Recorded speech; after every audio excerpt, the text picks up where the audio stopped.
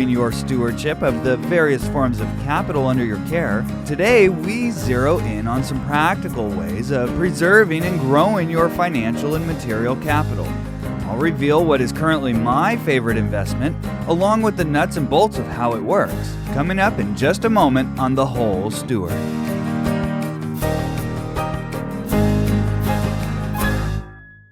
Thank you for joining episode number 9. I'm very thankful that you're out there and listening.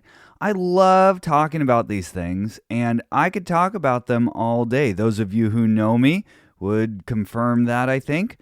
However, you're not here for me, you're here for you. So let's jump right in. We've been looking at the various forms of capital that your wealth can take, and there are 9 of them. As you know, they're spiritual, living, intellectual, experiential, social, cultural, material, financial, and time. And you can exchange your value from one to another and then back again.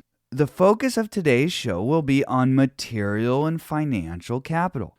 You will likely have some level of value stored in either one of these at any given time, material or financial capital. These can be a touchy subject for Christians. However, they shouldn't be because, as we've seen, we take a holistic approach to wealth from a Christian worldview here. So let's not be afraid of any of those, and let's jump into how can we better manage them and grow them. Now, I've talked to you a little bit about inflation, which is what I like to call the silent tax. Because we find ourselves in this modern monetary system, if you don't know what I'm talking about, go back and listen to episode number 7. The modern monetary system gives control of a currency, which is a fiat currency, to a small group of people who can create or destroy it at any given time. For us, for you and for me, it is very illegal to create that currency. That would be creating counterfeit money, and you could go to jail for that.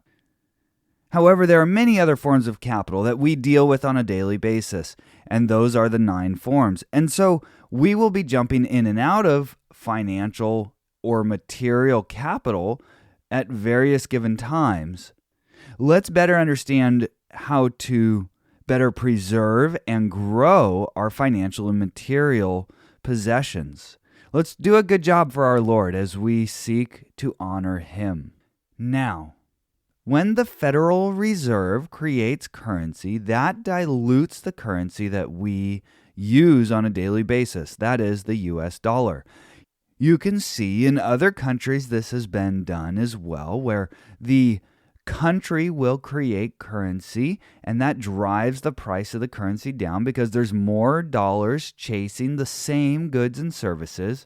It doesn't increase the capacity of the economy to produce more product or services. It just renders more dollars chasing those same goods and services.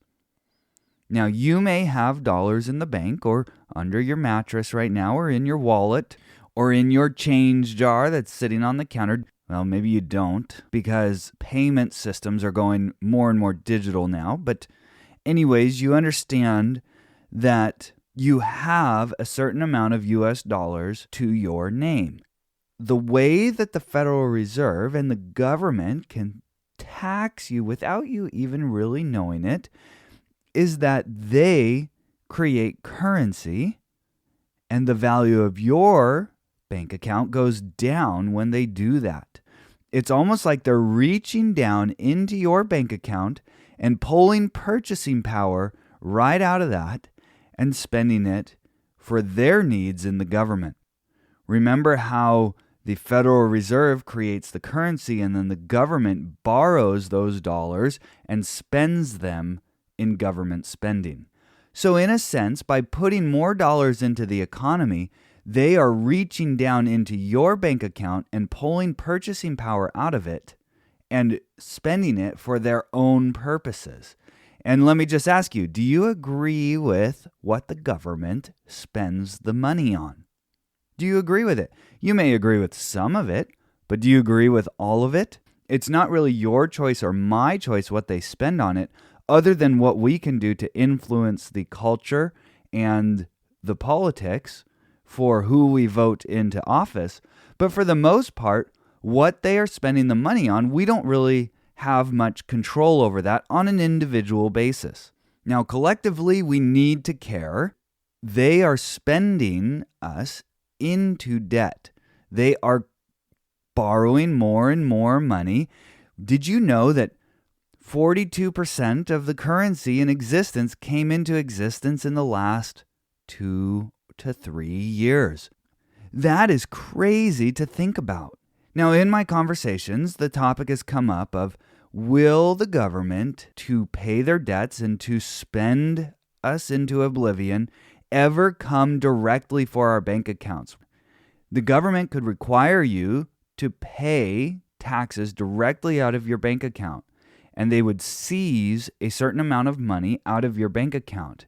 That has happened in other countries before. It has not yet happened in the US, but it doesn't need to happen. Why would the government ever come and force taxes to be much higher than they already are? Because they can tax you silently and everybody's okay with it. Well, the people will get a little bit upset when inflation starts to kick up into the double digits, but even then, life kind of goes on, and they don't really realize that what's really happening is an elite group of people in the country are reaching right into your bank account, pulling the purchasing power out of it by inflating away your dollars and spending it for their purposes. So how do we combat this phenomenon? How do we ensure that when we created value and we are preserving it to use for the kingdom of God or for our families or for our friends or for missionary work around the world or whatever the case may be, that we are spreading the gospel of Jesus Christ, we need to be using material and financial means to do that. Those activities do not come free of cost in the world, and so we need to be managing our finances such that we can better preserve and divert those funds to the things that we know God wants us to do. If you leave your money in the bank and you sleep on it for 20, 30 years, you're going to wake up and there will be almost no purchasing power left. And so don't let it happen for even a short amount of time. When you have a double-digit inflation, even in a single year, you will turn around and find, wow, my bank account is worth 10% less than it used to be. And how does that happen? Well, the prices are going up. We eat a lot of eggs, and we would pay last year in 2022 $15 for a flat of 30 eggs. That might sound like a lot to you, or maybe a little. However, we shop at the farmer's market, and these are pasture-raised chickens, and the eggs are very high quality. $15 for a flat of 30. Well, just this year, at the beginning of 2023, the price went up to $19, and now the price is at $22 for a flat of 30. Now, let me do the math real quick. That is 47% inflation. Think about that for a second. 47% inflation on the price of a food that we eat on a regular basis. The eggs aren't really worth any more to me than they were last year. They're the same eggs. Now, there's a lot of factors behind that. For example, the egg shortage right now, along with a lot of other food shortages. And remember, the value of something is its scarcity and its utility. But 47% inflation. That means if I had $100 in the bank last year, I could buy just over 6.5 flats of eggs. But now, this year, with the same $100 in the bank, I can only buy 4.5 flats of eggs. You see how the purchasing power of the money in the bank went down? That value went right out of my bank account. This is not a good thing for those who have money if you're going to store it in the form of US dollars. So here's the question.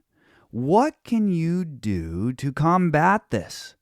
So let's figure out what form of capital could we store that $100 in so that it doesn't lose the purchasing power as we just demonstrated. So my question to you is, if I had an investment or an income stream that would rise with inflation, this would be no big deal because the money going in is for a certain amount of value created, and the money going out is purchasing that same value worth of goods and services. However, if incomes do not rise with the rate of inflation, which that's been the case so far, now we have a problem because real wages are going down. Now, a lot of times people think of investing as buying stocks in the stock market. There are many investment opportunities, including stocks, which is really investing in business, or you could go into business for yourself. You have the bond market, the treasury market. You have real estate. Others will say that precious metals are an investment. Although with precious metals, I would say that it's a wealth preservation tool, not necessarily an investment, because the intrinsic value doesn't really go up or down, at least not that quickly. So can we find an investment that pays us cash flow every month? This is what I'm looking for. Would you like an investment that paid you money every month? Here's another question. Would you rather be debt-free or financially free? Let me explain the difference. Debt-free just means that you don't have any debts that you are obligated to pay on a regular basis. Your income could be $10 a week and you could be debt-free. However, I'd venture to say that you're not going to want to live, at least in America, on $10 a week. You're not going to be able to even buy your food. Financially free, on the other hand, means that you have income producing investments that cover your expenses every month, every day, every year. These investments provide a cash flow that cover your expenses that allow you to work on the things that are important to you. They allow you to spend time with your family, to do gospel-centered missionary work, or to serve at the church. Whether you are debt-free or not, these investments cover your expenses. I would say that financially free beats debt-free any day. As long as the debt is structured properly, as long as you are playing the game according to the rules. And that is according to the rules of wisdom and the law and what is equitable according to what Scripture says. So ask yourself this question. Would you rather be debt-free or financially free? Now, when it comes to investing, there's two main ways that you can have a profit from an investment. That is capital gains and cash flow. Now, there is a third form of return, which most people don't think about, and I'll tell you about that one in a little bit. When you're buying stocks, many stocks are only invested in for capital gains. In other words, there's no dividends or cash flow being produced from the business that you get paid out for every month. However, there are other stocks which are dividend-paying stocks, and those would enable you to collect cash flow from those stocks. But those are really the two ways that you could be paid from the stock investing. Those are two ways you can be paid from stock investing. If you talk about gold or silver, as I said before, they're not really an investment because the gold, if you buy gold, it sits there and it has a certain amount of value, intrinsic value. That value doesn't really necessarily change unless industry comes up with new uses for gold, which might drive the intrinsic value up a little bit. For example, in my engineering experience, we would make circuit boards, and these have connectors and various metal traces on the board, and gold is one of those that is very valuable. There's also copper in there and other types of metals. We use those to make our electronics. They're very good because they are non-corrosive in many ways. They have certain electrical properties that make them good for making circuit boards. However, if you buy gold as an investment, let's say you buy the gold and you stick it in your vault or under your mattress, it sits there and it doesn't corrode, so it holds its value, but it doesn't necessarily go up in value. There are also other forms of investments, like maybe bonds or mutual funds. You might even have a little experience with cryptocurrency, which I would say is more of a speculation than an investment. You are investing for capital gains. And if you're mining for cryptocurrency, say for Bitcoin, it's very expensive to do so. It takes a lot of energy to mine for gold or silver, and it also takes a lot of energy to mine for Bitcoin. So what is one investment strategy that I've left out so far? That is real estate. Real estate is an interesting asset class because every human being on the planet interacts with some sort of real estate at every moment of the day in some way or another. Have you ever thought of that? Somebody has to care for the land and the objects that sit on the land, such as a building or a field full of food that a farmer is growing. We have roads that sit on real estate. We have office space that sits on real estate. We have retail stores. We have our residential real estate. We have single-family homes. We have multifamily apartments. There are many different forms of real estate, and all the different types of real estate can be used in one way or another as an investment. So before we look at my favorite class of real estate that I'm currently invested in, and I'll tell you all about that coming up, just to review real quick, the 9 forms of capital, the fact that inflation is a silent tax. Ask yourself if you want to be debt-free or financially free. Understand the various forms of returns you could get from an investment. And finally, think about what your wealth is stored in today. Is it stored in US dollars or some other fiat currency? Is it stored in commodities, precious metals, businesses like the stock market or bonds or real estate or cryptocurrency? Let's jump in just a moment to my favorite type of real estate, and I'll show you how I make money to keep up with inflation and even beat it next on The Whole Steward.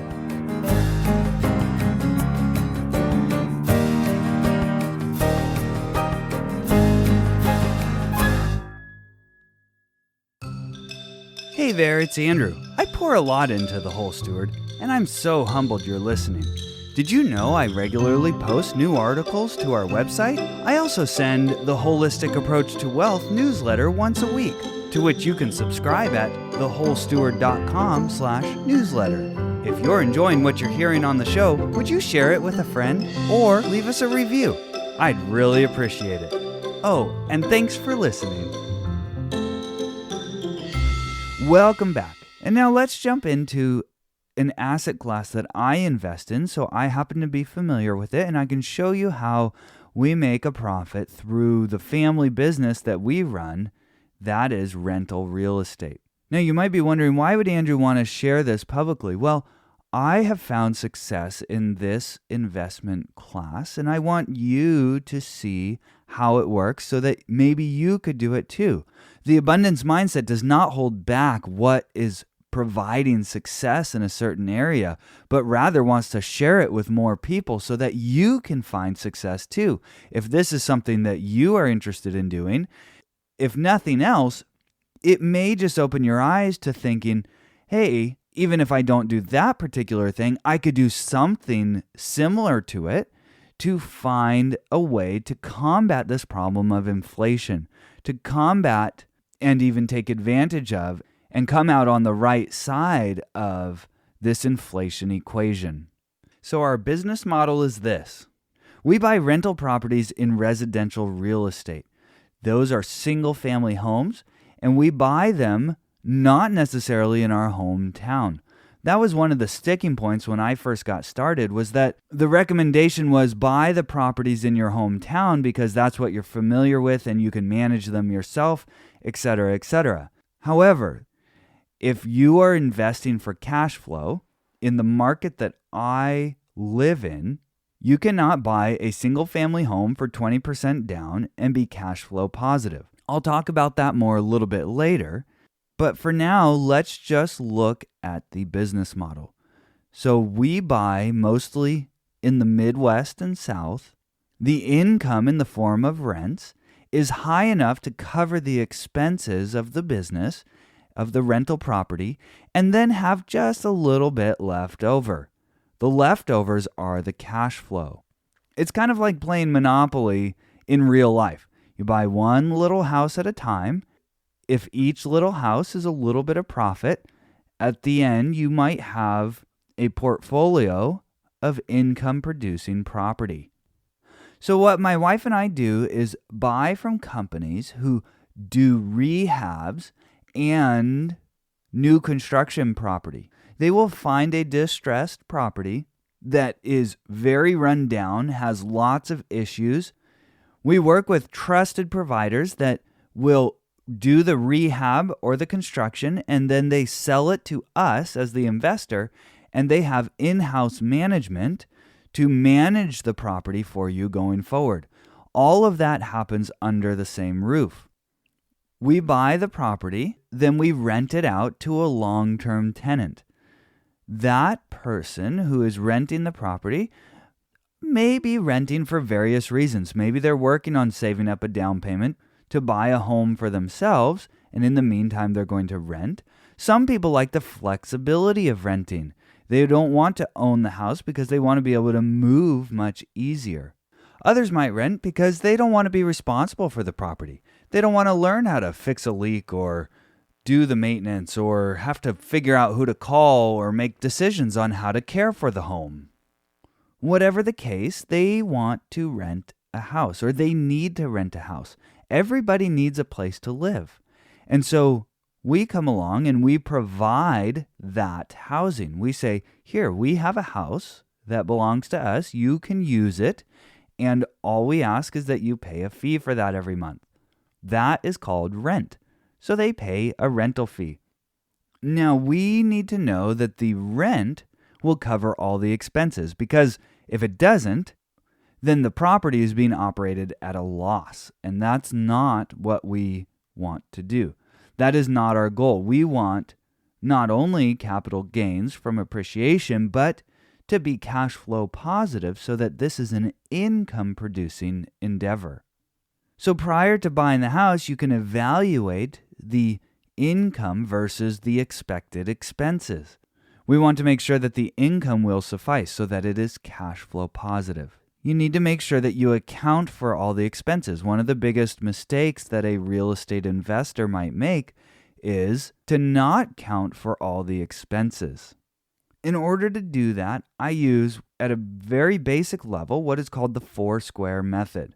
That you can picture as a box with a line vertically down the middle and then another line horizontally through the middle. In the top left, I'll put the purchase price and the rental income and any other income that the property might get. In the bottom left-hand quadrant, I'll put the expenses. In the top right-hand quadrant, I'll put the cash flow. And then the bottom right-hand quadrant, I'll analyze the return. So let's go through these a little bit slower. And let's use an example as we go through. In the top left-hand quadrant, let's say we were purchasing a house for $100,000 and it would rent for $1,000 per month. So I'll put rent, $1,000, and purchase price, $100,000. In the bottom left-hand quadrant, I'll use an acronym to help me not forget any of the expenses that I might have. That acronym is VLRCTUMT. That's VLIRCTUMT. That stands for vacancy, legal, insurance, repairs, CapEx, taxes, utilities, management, and turnover. When a tenant leaves your property and you need to get a new one, there will be a period of time where you don't have any income. So we want to account for that. I'll account 4% of the rental income toward that expense. Then you have legal fees. I count 1%. Sometimes you need to serve a late notice on the rent or something like that. For insurance, it's usually about 6%. For repairs, it's 5%. CapEx, which is capital expenditures, I'll account another 5%. Taxes will differ from region to region, but I'm going to account about 9% of the rental income toward that. Utilities, in this case, it's a single-family home, so the tenant pays the utilities. Management runs about 10%. Some companies will charge a little bit less than that. Then turnover, I count 5%, because the property manager will charge you a fee to find a new tenant, and that just covers their advertising and their screening costs when they do background checks on possible renters for your house. So in our case, if we add up all those percentages, it comes out to 45%. 45% of the rental income goes toward expenses. These expenses are attached to the property. They are intrinsic to the nature of operating this particular property, and so you can adjust them as needed when you're evaluating a property, but this is just a very rough ballpark estimate of an example property. If the rent is $1,000 a month and the expenses are $450 a month, that leads you to the top right-hand quadrant, which is the cash flow. It's 1,000 minus 450, which renders $550 a month in cash flow. Or annually, that comes out to $6,600. $6,600 is what we call the net operating income, because it's the income that the property produces in and of itself, regardless of how you choose to pay for the property. That brings us to quadrant 4, which is at the bottom right-hand side. You can calculate the cap rate, also known as the capitalization rate, which is the annual cash flow divided by the purchase price. In this case, that comes out to 6.6%. So this property has a 6.6% cap rate. The cap rate is also the cash-on-cash return if you bought the property for all cash. Now, as you know, you can finance properties. One benefit of borrowing money in this case is that if the cap rate is above the interest rate that you would pay on the borrowed money, you will create a financial arbitrage. That is, you will make the spread between the cap rate and the interest rate. If it's 6.6% cap rate and a 6% mortgage, then you will be making a positive 0.6% spread. This will function to increase your rate of return. But coming back to the cash-on-cash return for an all-cash purchase, that is the cap rate, and it's very important to understand the relationship between the cost of a property and the income that it can garnish. In other words, the profit that it can make you. So in this case, there's a $100,000 property, and we can make a $6,600 a year profit. This is, at a very basic level, is a price to earnings ratio. You have the purchase price and the earnings. What can this property earn for that purchase price? And I would say 6.6% is pretty good. That is just the cash flow. That is money in and money out. All the normal expenses accounted for here, barring some big event. And there's a lot of details that I'm leaving out at this point we can talk about at a later time. But this is a very basic example. There are other ways that you will be making money with this property as well. One very obvious one is the capital gains. The price of the property will be going up over time in general. As the dollar loses value, the price goes up. The intrinsic value of the property doesn't necessarily change. Let's say it's a 3-bedroom, 2-bath house with a 2-car garage. year after year, it still has about the same utility, but the price keeps going up. That would generally at least keep up with inflation. Now, I know we've had higher than normal price inflation in residential real estate as of lately, but you could look at historical data trends for the market that you're interested in and see what is the historical inflation rate in the prices. Let's say that the inflation rate in this market is 5%. So theoretically, at the end of year one, your property will be worth $105,000. So the net increase is $5,000, and that would be considered a capital gain. Now, just as a quick note, some people would call this appreciation. However, I like to draw a distinction between price inflation and appreciation. Appreciation would be the property actually gaining intrinsic value. For example, this could happen if a new shopping center is built across the street, or a Fortune 500 company moves their headquarters to that city. So the property would then be worth more, and that would be true appreciation. Both of those are combined to give your capital gains. So in the first year, we have 6.6% cash flow and 5% appreciation and price inflation for a total of 11.6% return so far. But we're not done. Real estate is also a very tax-advantaged asset class. You can write off all the expenses. You can easily roll the gains from the sale of one property into another one of like kind with a 1031 exchange. And there are other tax advantages as well. Ask your CPA about them. The tax savings are a little bit more difficult to quantify. This gives you an idea of what your return might be on a cash purchase of a residential single-family home. The return on investment is right around 12% in this example. And the other thing is that you are hedged against inflation because over time rents go up and prices go up. They generally keep up with inflation. Now, at this point, you might be thinking, wow, this is a pretty solid business model. There's not too much complexity, and you can see that the returns are pretty straightforward. So you might ask yourself, well, if this is such a solid business model, would other people be willing to give me their money to execute this business model? And the answer to that is absolutely yes. Real estate is a very easy asset class to get financing for because people give their money to the banks and the banks will give their money to you to do and execute this business model day in, day out, month in, month out, year in, year out. They're willing to loan you money to help you do this business.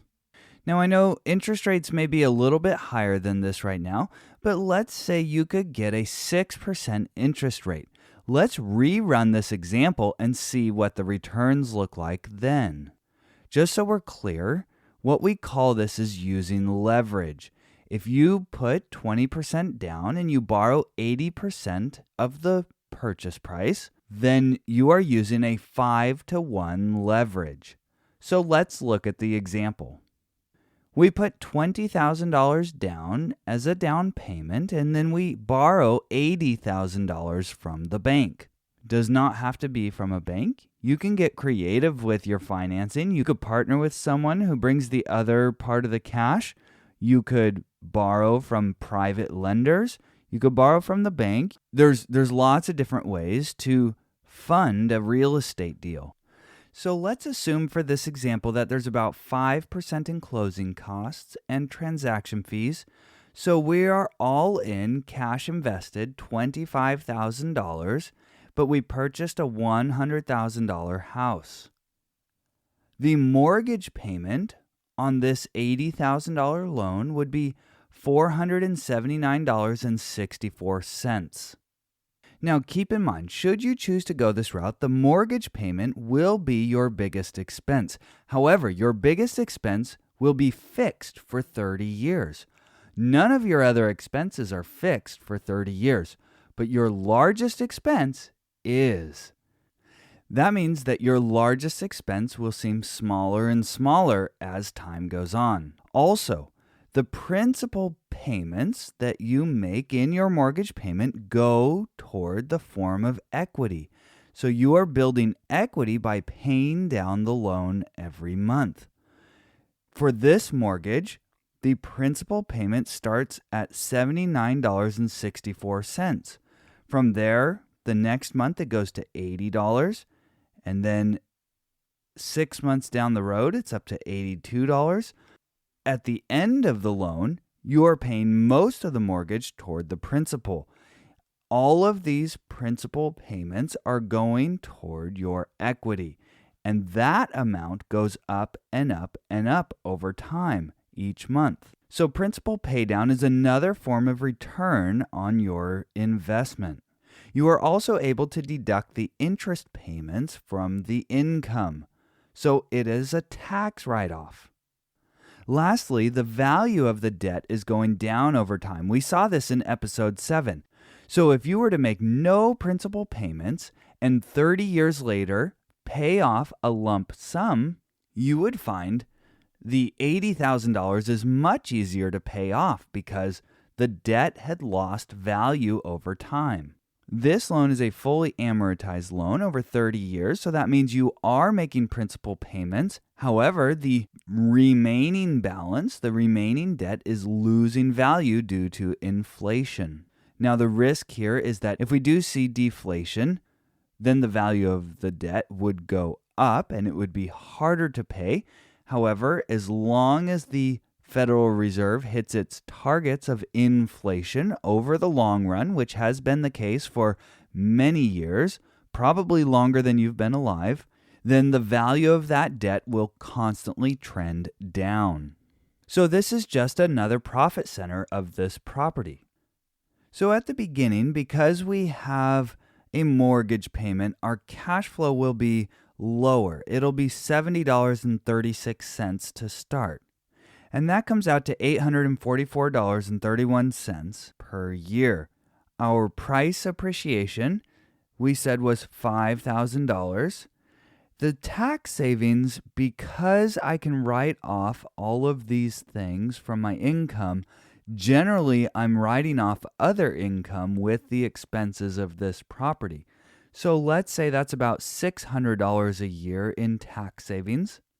Then the principal paydown that I'm making on the mortgage payments comes out to $982.41 per year. And then the inflation profiting, because the loan lost value at an inflation rate of 5%, say, now the new value is really about only $75,000 and change. So that's a net loss in value on the loan of about $3,762 in value. So let's sum all those up. $844.31 plus $5,000 plus $600 plus $982.41 plus $3,761.90. That comes out to $11,188.63 in returns. This is just in year one.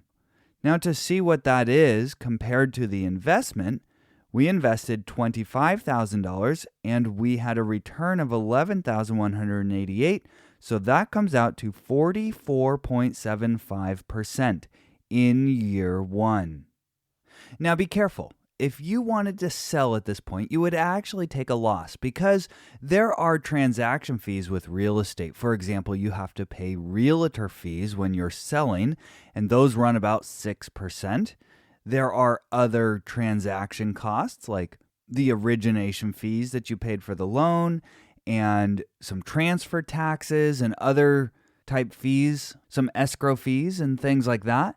So you would take a loss in year one if you were to sell, even though you're seeing this 44% return. Over the long run, these returns start to go down because as you build equity, you lose leverage. So the more important metric that I like to look at is the internal rate of return. The internal rate of return is simply if you take all the money you put in to the investment, and then after the amount of time that you held the investment, you pull all the money back out, you see how much you have at the end, And then you do the math to say, what would I needed to have invested my money at each year to achieve that final amount that I got in the end? So I can tell you that the internal rate of return on a property like this one is somewhere between 10 and 15%. That would be the equivalent investment that you would have to make to match the returns on this one. Now, you may have another investment that you could make a 10 to 15% return, fairly guaranteed, maybe even more, but I would argue that this method is one of them. It's a sound business model, and it does work. However, it requires work. I'm not going to tell you that it's completely passive. It does take learning, it does take effort, and nothing in life worth doing is easy. If it was easy, everybody would do it and it wouldn't have that much value. However, you can rise above that and do this yourself if you want to. Now, I know that what we talked about today is not enough for you to understand all the ins and outs, and there are several aspects of this that I wasn't able to touch on today. So maybe next week I can dive in a little bit on some of those aspects that I missed. That way maybe you can get a little bit better understanding of what we're doing here. Now, if you're hearing this for the first time, I know it was probably a lot to take in, so slow down, listen again. And if you have another investment that you prefer that is stable and sound and performs as well as this or even better, let me know. I would love to learn from you. Let's inspire each other to a more abundant harvest for the glory of God. To recap what we discussed today, inflation is a silent tax. Would you rather be debt-free or financially free? As you give thought to what you invest in, we did a bit of an introductory deep dive on an investment and a business model that I follow to get a healthy return. It's certainly not the only one, but you could do it as well if you wanted to. Don't forget to tune in next time for the holistic approach to wealth from a Christian worldview. Until then, now that you know more, go out and grow more.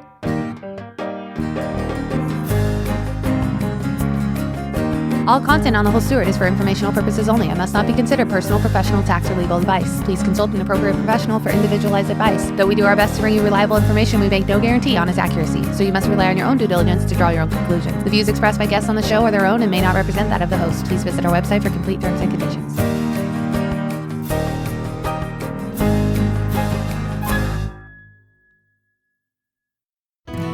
Thanks for joining us today for the holistic approach to wealth from a Christian worldview. This show is brought to you by thewholesteward.com.